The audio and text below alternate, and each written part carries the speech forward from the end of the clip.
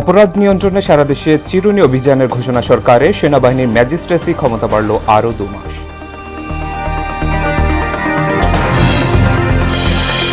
হাসিনা সহ 16 জনের বিরুদ্ধে ট্রাইব্যুনালে গুমের অভিযোগ বিএনপির। আবু সাইদ হত্যায় 24 আসামির বিরুদ্ধে পত্রিকায় বিজ্ঞপ্তি দেওয়ার নির্দেশ।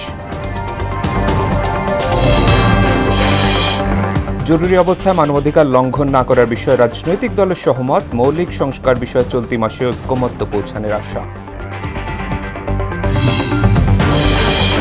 এবং শাপলা প্রতীক না পেলে রাজনৈতিক লড়াইয়ের ঘোষণা এনসিপির। তালিকা থেকে নৌকাকে বাদ দেওয়ার দাবি।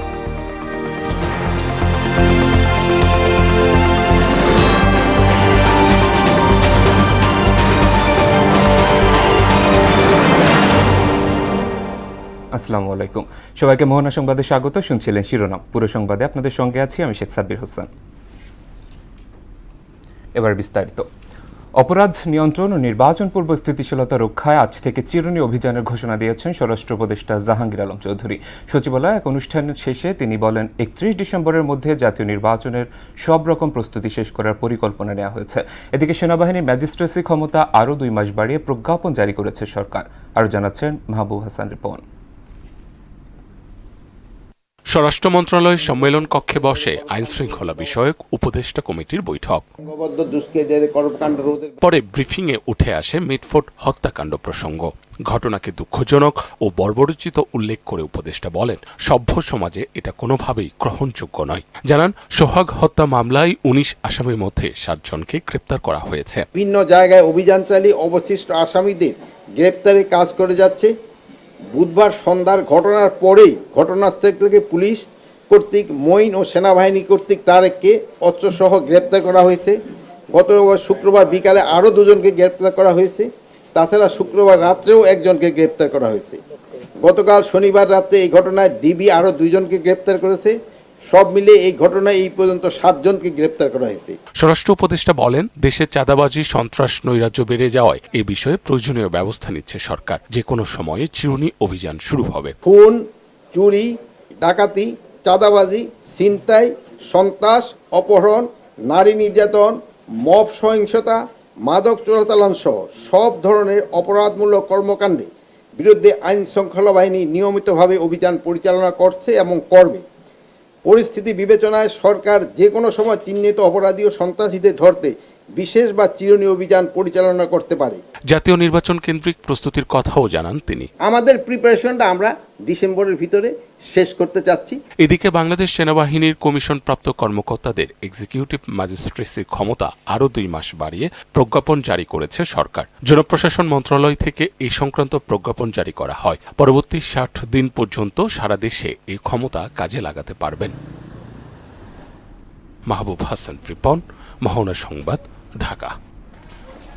শেখ হাসিনা সহ 16 জনের বিরুদ্ধে আন্তর্জাতিক অপরাধ ট্রাইব্যুনালে গুমের অভিযোগ দায়ের করেছে বিএনপি। দুপুরে চিফ প্রসিকিউটর মোহাম্মদ তাজুল ইসলামের কাছে অভিযোগ জমা দেওয়া হয়। শেখ হাসিনা ছাড়াও অভিযোগে উল্লেখিত আসামিদের মধ্যে রয়েছেন সাবেক আইনমন্ত্রী আনিসুল হক ও সাবেক পুলিশ মহাপরিদর্শক বেনজির আহমেদ। এদিন ভুক্তভোগীদের সঙ্গে বিএনপির কেন্দ্রীয় কমিটির নির্বাহী সদস্য ও তথ্য সেলের সমন্বয়ক সালাউদ্দিন খান চিফ প্রসিকিউটরের কাছে অভিযোগ জমা দেন। অভিযোগের তদন্ত শেষে যথাযথ আইনি ব্যবস্থা নেওয়া হবে বলে আশ্বস্ত করেছেন চিফ প্রসিকিউটর। আবু সাইদ হত্যা মামলায় গ্রেফতার 2 আসামিকে 22 জুলাই হাজির করার নির্দেশ দিয়েছেন আন্তর্জাতিক অপরাধ ট্রাইব্যুনাল। একই সঙ্গে পলাতক 24 জনকে গ্রেফতার ও হাজির হওয়ার জন্য পত্রিকায় বিজ্ঞপ্তি প্রকাশের নির্দেশ দেওয়া হয়েছে। ট্রাইব্যুনালের 2 চেয়ারম্যান বিচারপতি নজরুল ইসলাম চৌধুরী সহ 3 সদস্যের বিচারিক প্যানেল আজ এ আদেশ দেন। এদিকে আশুলিয়ায় লাশ পোড়ানোর মামলায় পলাতক আসামিদের গ্রেফতারের অগ্রগতি 16 জুলাইয়ের মধ্যে অবহিত করার আদেশও দেন ট্রাইব্যুনাল। রেজা খানের রিপোর্ট। রোববার সকালে আবু সাইদ হত্যা মামলায় সাবেক পুলিশ কর্মকর্তা আমির হোসেন সুজন সহ 4 আসামি এবং আশুলিয়ায় 6 লাশ পোড়ানো মামলায় সাবেক পুলিশ কর্মকর্তা আব্দুল্লাহিল কাফি ও শহীদুল ইসলাম সহ 8 আসামিকে আন্তর্জাতিক অপরাধ ট্রাইব্যুনাল 2-এ হাজির করা হয়।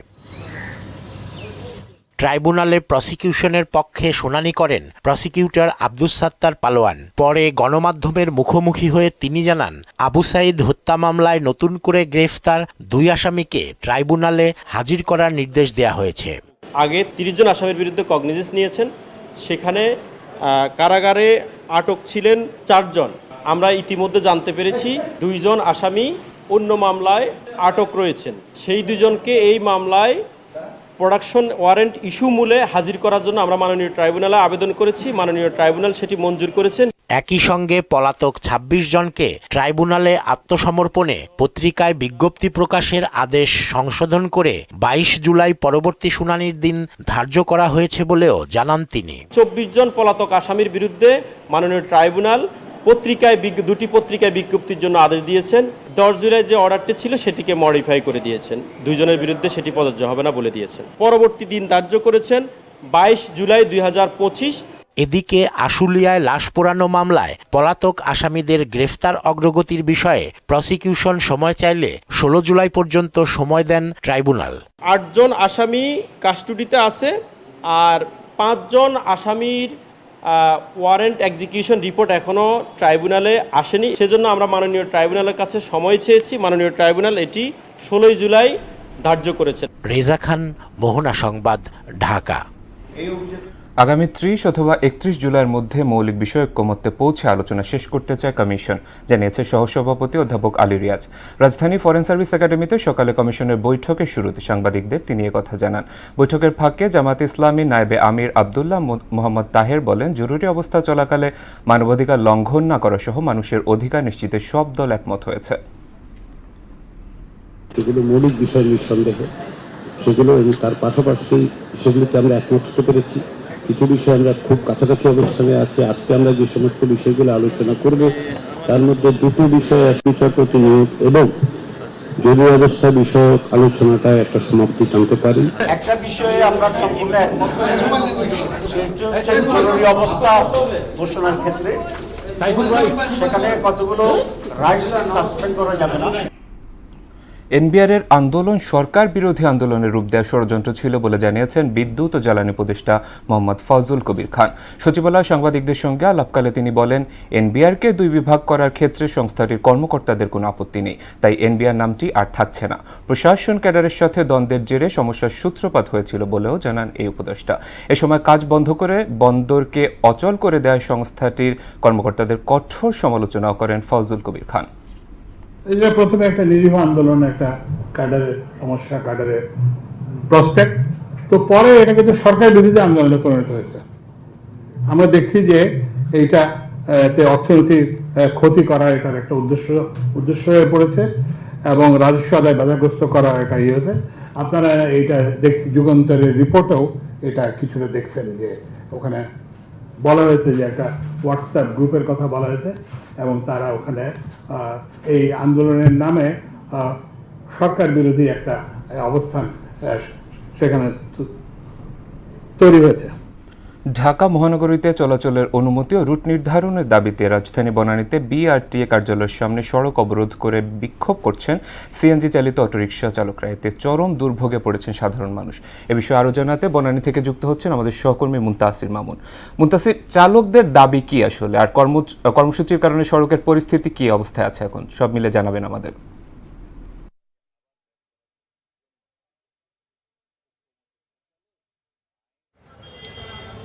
যেমনটি বলছিলেন সাব্বির, যে আসলে সড়ক অবরোধ করে কিন্তু এই সিএনজি চালকেরা এই মুহূর্তে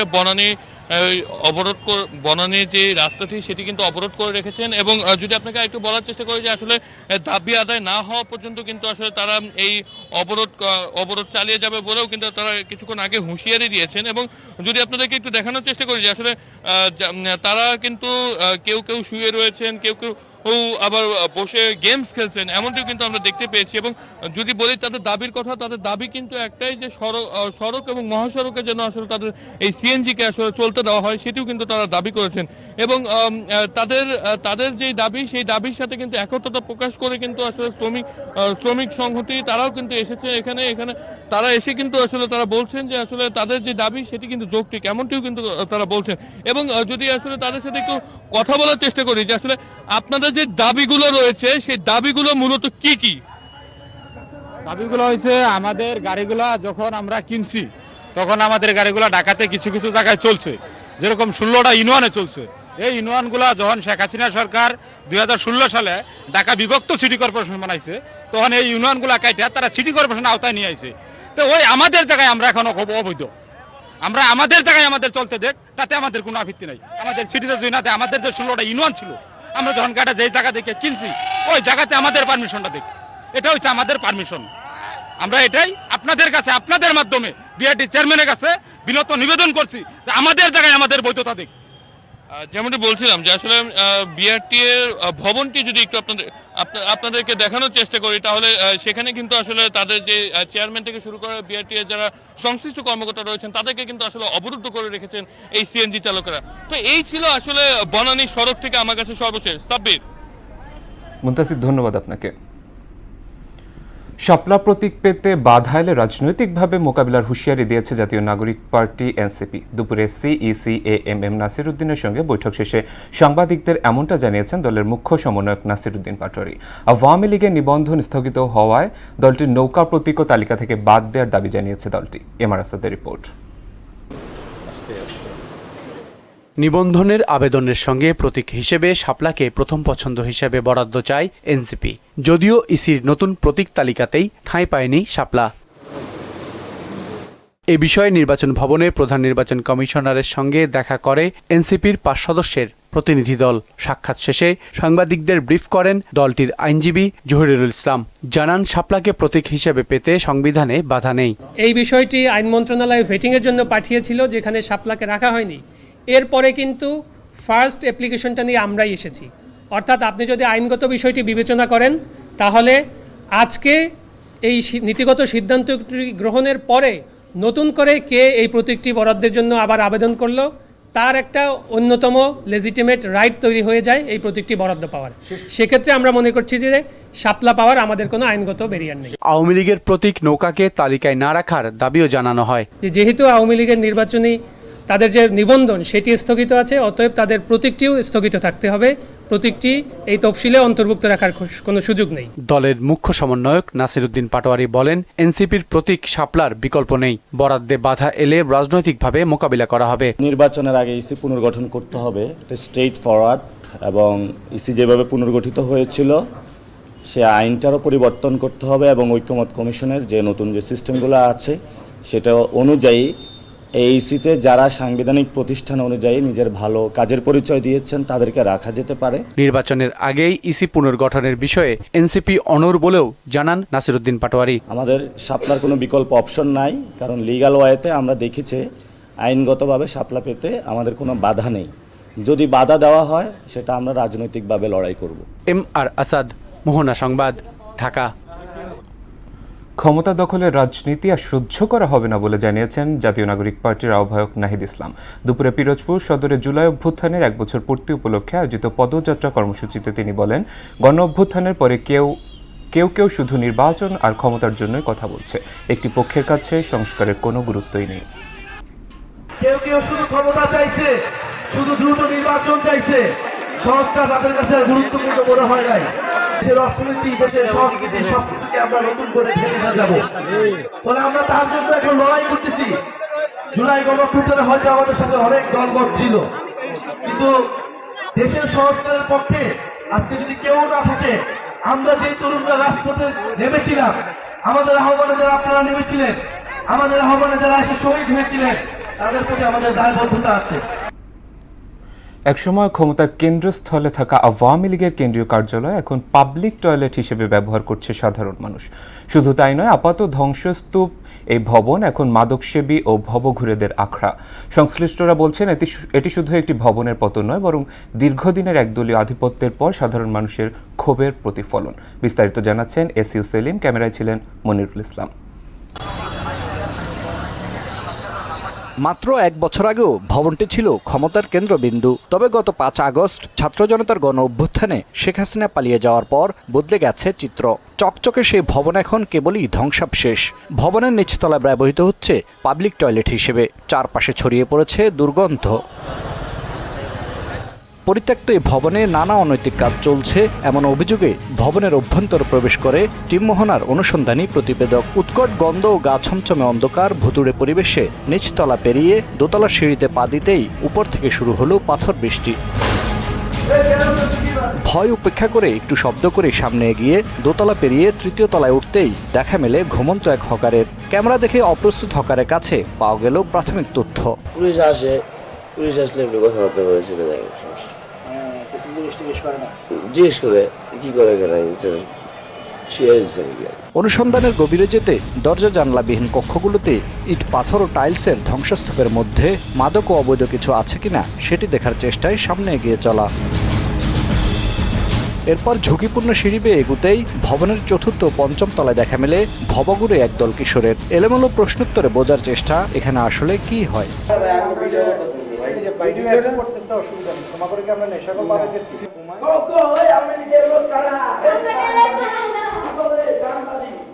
ভবনের ষষ্ঠ থেকে দশম তলায় সিঁড়ি ও লিফটের পাশে অসংখ্য ছোট ছোট কামরার দেখা মেলে। ছাত্র জনতার ভাঙন ও আগুনে ধ্বংসস্তূপের মধ্যেও সেগুলোকে স্বাভাবিক অফিস কক্ষ মনে হয়নি। কোনো রুমের আয়তন 4 থেকে 6 ফিটের বেশি নয়, তাই রুমগুলো নিয়ে কৌতূহল স্থানীয়দের। 3 ফিট 4 ফিটের যে রুমগুলো, এগুলো আসলে কি ক্ষেত্রে তৈরি হয়েছে এগুলো কিন্তু বাথরুমও বোঝা যায় না। 5 তারিখে হাসিনা পতনের পর যারা এই পার্টি অফিসে উঠছে তারা হচ্ছে মনে করেন তারা এই গ্যালাসগুলো ভেঙে দেখলো আর কি যে ভিতরে এই অবস্থা। সামনে গ্যালাস প্লাস হচ্ছে একজনের পোস্টার, ভিতরে কি রুম এটা তো আর কেউ বোঝে না। ভবনটি একসময় যেভাবে ক্ষমতার কেন্দ্রবিন্দু ছিল তা যেন এখন একটি পরিত্যক্ত পরিসর। দীর্ঘদিনের একদলীয় আধিপত্যের পর এই ভবনের প্রতিটি ফ্লোর যেন সাধারণ মানুষের ক্ষোভ, হতাশা ও বঞ্চনার এক একটি প্রতীকী প্রতিফলন। যে আপোষে পিটছে তারা ছেড়ে দিচ্ছে, আর যে না হয়তো পরে এখান থেকে কিছু করে বুঝে নিত পারে না যে এমন কোনো কিছু না। ঠিক আছে, ক্ষমতা এমন এক জিনিস, তারাই ক্ষমতা দেখাইছে, তারাই ক্ষমতার ফল পাইছে,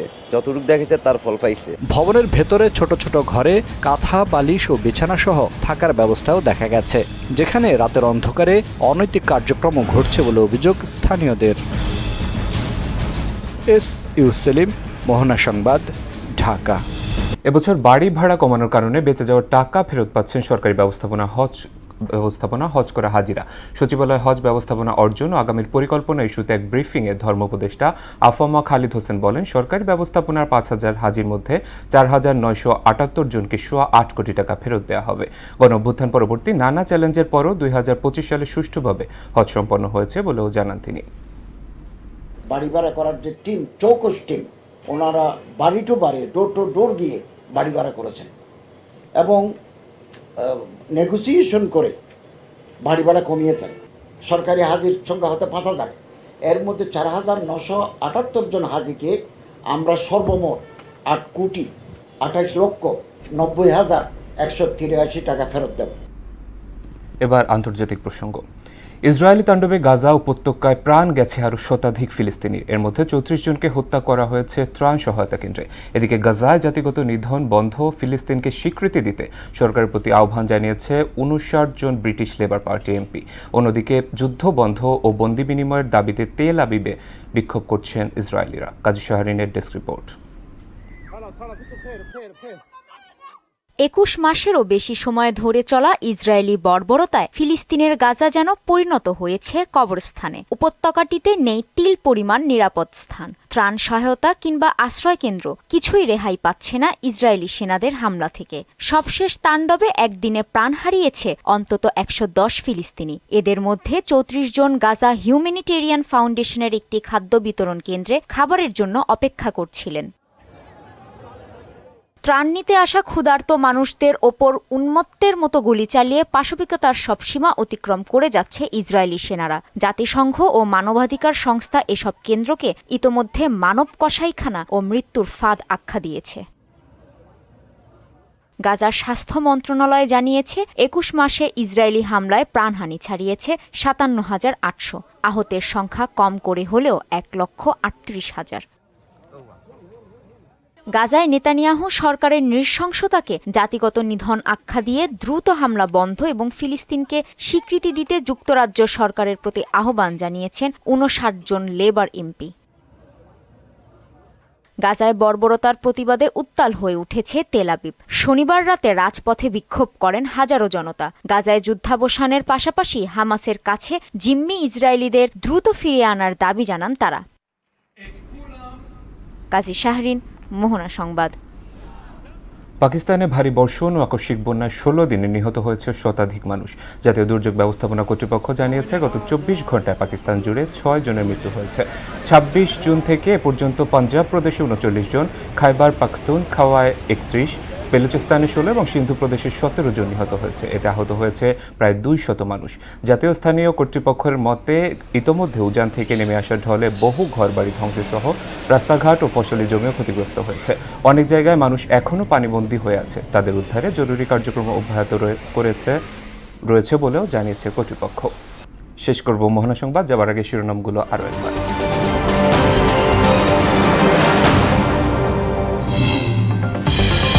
অপরাধ নিয়ন্ত্রণে সারা দেশে চিরুনি অভিযানের ঘোষণা সরকারের, সেনাবাহিনীর ম্যাজিস্ট্রেসি ক্ষমতা বাড়ল আরও 2 মাস।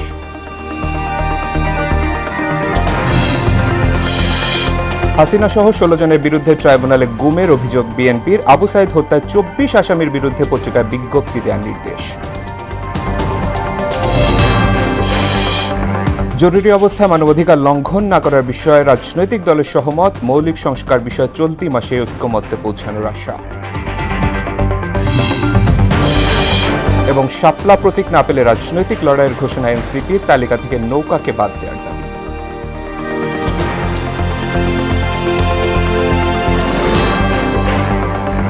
এই ছিল মোহনা সংবাদে। পরবর্তী সংবাদ রাত 9টায়। এর আগে সন্ধ্যা 7টায় দেখবেন সংবাদ এক নজরে। মোহনার সবশেষ খবর জানতে ভিজিট করুন www.mohana.tv। সংবাদ দেখতে পারেন মোহনার ফেসবুক এবং ইউটিউবেও। এতক্ষণ সঙ্গে থাকার জন্য ধন্যবাদ।